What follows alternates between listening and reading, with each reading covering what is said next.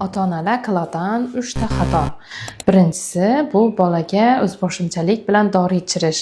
Sizni qo'shningiz yoki biror tanishingiz bolasini dori ichirdi va natijada yaxshi bo'ldi.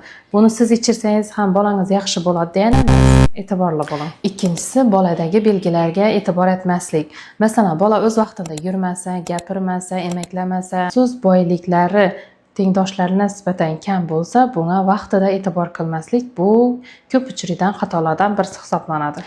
Uchinchisi bu xalq orasida ko'p tarqalgan xatolardan biri hisoblanadi. Bolalar masalan ota-onasi o'zi 4 yoshida gaplagan, 5 yoshida gaplagan, bom gaplab ketadi yoki bo'lmasa inoriz kasalliklarni ota-onasida ham bu holat uchraydi, bolasidan ham uchraydi yoki bo'lmasa turmushga chiqib ketgandan keyin yaxshi bo'ladi kabi katta xatolar bu ota-onalar o'rtasida ko'p uchraydi. Agar farzandingizda shu kabi holatlar kuzatilib turgan bo'lsa, albatta nevrolog konsultatsiyasida o'tishingiz kerak.